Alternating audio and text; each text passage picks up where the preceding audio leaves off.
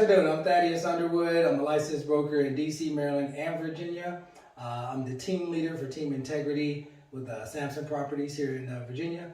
And today I'd like to introduce you to Vernon Wilkins, who is with Baseline Home Inspections. Hello, everyone. He's been with me. We've been working together probably over 10 years. Right? It's been a while. Yeah, Absolutely. a long time ago. So, Yeah. But basically, I want to tell you a little bit about Vernon and what he does. He's a home inspector and help you guys get information on what it is that they do and questions that you might have that he can ask.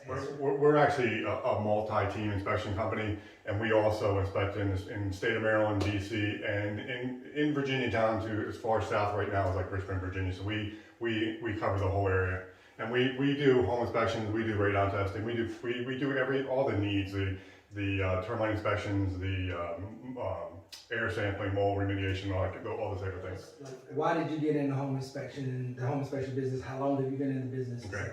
Great question, because the way I got involved in this business was I'm coming from the commercial maintenance side of the business years ago. I've been around the industry for 40 years. I can't believe I can say that, but I can say it's been a long time.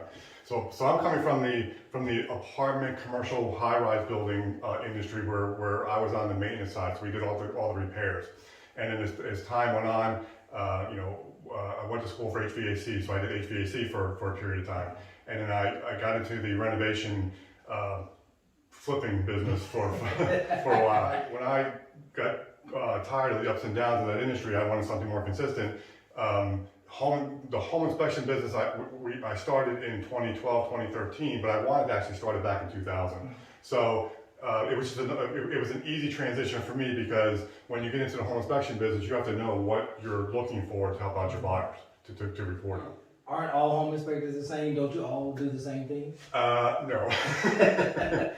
It's very important for home buyers to understand that home inspectors are not all the same. One thing to the home inspection side is also have to understand that it's not just the years of experience, it's the continuing education requirements. It's the certification requirements, because we have many different certifications on different levels of what we do. What is something about the home inspection business, or home inspection process that people wouldn't know? And I think you kind of just covered it with the certification. Yeah, I think what people don't know is because people too many times lump us in as all being the same. And when you're calling around to find a home inspector to do your home inspection, people they're calling and the biggest thing that they're asking about is price. Yeah. They're all concerned about price, and I understand that completely, because it's very expensive. These homes are very expensive, and it costs a lot of money to get into the home, and I understand that completely. But you really need to go one step further, and you need to ask questions as far as their experience, their accreditations, what are they certified under, because let me just throw one more thing in there. We not only do residential inspections, we also inspect commercial buildings. So we do a lot more than the average inspector out there. What's an example of some other things, or another thing that's odd things that you've come across? I think the bigger things with home inspections is not only finding a good home inspector to do your inspection, but also understanding that there's certain things that every home inspector does differently. And I'll give you an example, meaning crawl spaces in houses. Many home inspectors don't go inside that crawl space. They'll open up that hatch and they'll shine that light in there and they'll look around, but many of them don't go inside, which is very important to ask that question. Do you go inside crawl spaces? Because I can give you funny stories about going inside crawl spaces.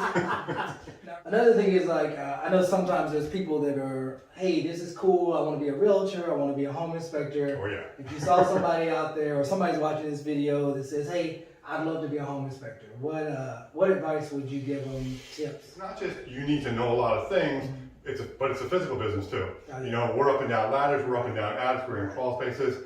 But the knowledge part is more important, because people, like I think we talked about it earlier, getting into it is the easy part. Meaning, you go and you go through all your training, and you take all the tests that you have to. You pass your state exam, depending where you want to go to, and then you have to pass your national exam, which many people can't pass the first time. But even after you get all that certification, all that licensing under your belt, that's just the beginning. Right. Because what people have to also understand is every era of a house has different issues.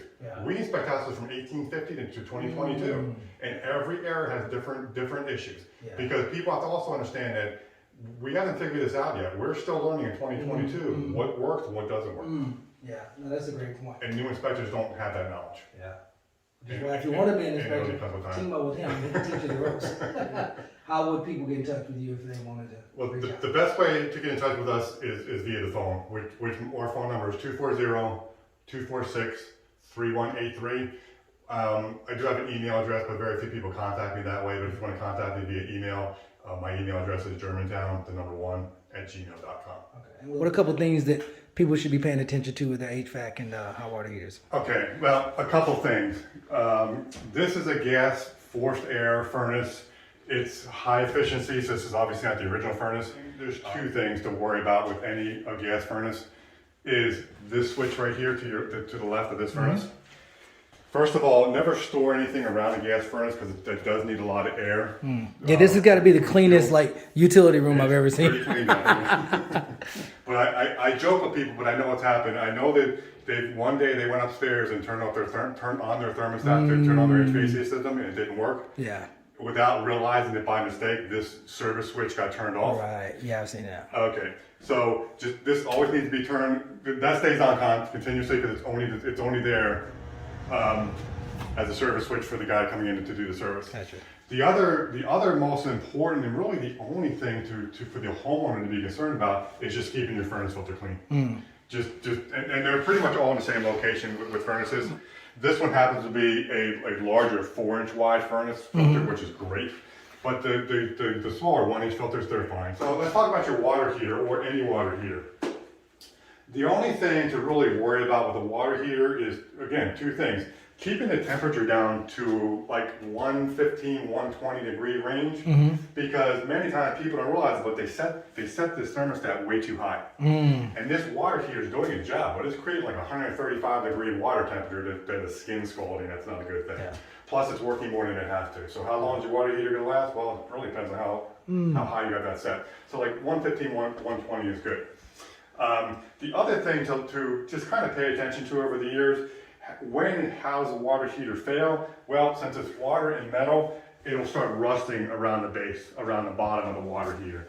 When you start seeing any type of rusting happening, that's the time to call the plumber, have him come in here and give you an idea as far as how much longer he thinks it's going to last before it starts flooding issue and needs to be. So you just talked about the HVAC system, the water heater, but I mean that's like two of a million things. Yeah, that's two of basic things. So, we look at a gazillion things during our home inspection. It's not just that we're looking at a gazillion things, but there's a reason why we're looking at a gazillion things, and based on what we're seeing, will determine how we make our suggestions and recommendations instead of our reports for the home buyer.